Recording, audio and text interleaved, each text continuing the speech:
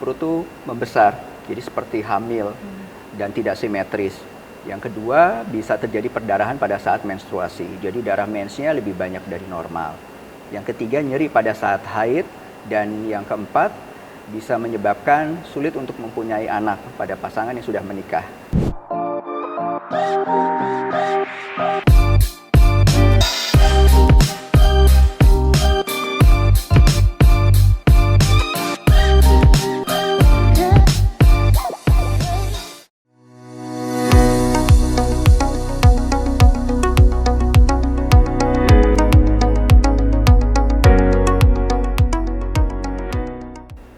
Hai sahabat RSUI, berjumpa lagi dengan saya Reynata.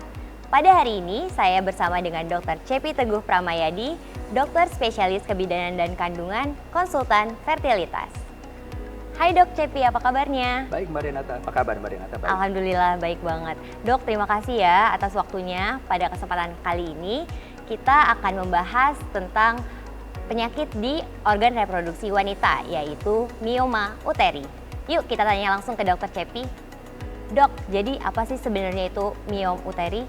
Oke, miom uteri itu adalah suatu pertumbuhan abnormal dari otot polos di rahim.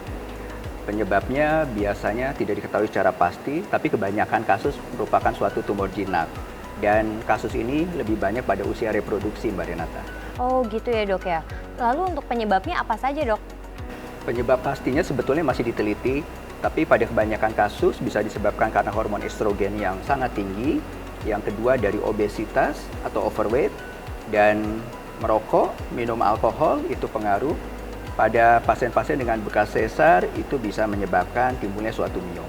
Baik dok, wah cukup banyak ya penyebabnya. Kemudian selanjutnya untuk tanda dan gejala yang harus kita waspadai apa saja dok? Biasanya kalau memang miomnya sudah besar, Mbak Renata, perut tuh membesar, jadi seperti hamil dan tidak simetris. Yang kedua, bisa terjadi perdarahan pada saat menstruasi, jadi darah mensnya lebih banyak dari normal. Yang ketiga, nyeri pada saat haid. Dan yang keempat, bisa menyebabkan sulit untuk mempunyai anak pada pasangan yang sudah menikah. Baik dok, berarti bisa dilihat secara fisik ya dok dari tanda dan gejalanya. Betul. Kemudian untuk tata laksana dan pengobatannya seperti apa tuh dok? Tata laksana sebetulnya kita bagi menjadi dua. Yang pertama medikamentosa atau obat. Obat ini tujuannya bukan untuk menghilangkan miom, tapi bisa mencegah supaya miomnya tidak membesar dan menghilangkan rasa nyeri atau keluhan klinis pasien. Yang kedua adalah terapi definitif sebetulnya ya, biasanya dengan teknik operasi. Operasi itu ada dua cara, antara operasi laparotomi, jadi sayatan seperti Mbak Renata tahu seperti sayatan sesar, atau yang kedua operasi yang sudah 10 tahun terakhir ini dikerjakan adalah operasi laparoskopi. Jadi sangat kecil sekali sayatannya, cuma 1 cm, itu ada 3 titik yang kita lakukan kepada pasien. Itu juga kita bisa lakukan. Baik dok, oh berarti dari obat sampai operasi itu bisa dilakukan tergantung besar si miom tersebut. Betul. Baik.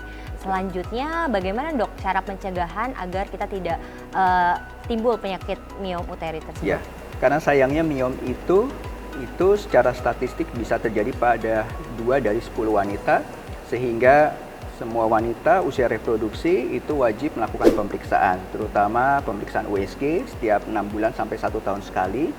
Kemudian pola makan yang teratur, jadi dijaga supaya kita tidak overweight atau obesitas, hindari minuman beralkohol dan merokok, dan juga yang paling penting adalah olahraga teratur. Baik dok, berarti kita harus melakukan pemeriksaan rutin. Betul. Dan juga menjaga pola hidup yang sehat. Betul.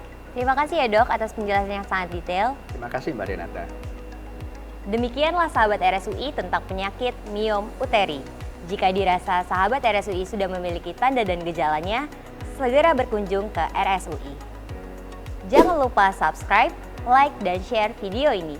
Saya Reynata. Saya Dr. Cepi. Salam sehat RSUI.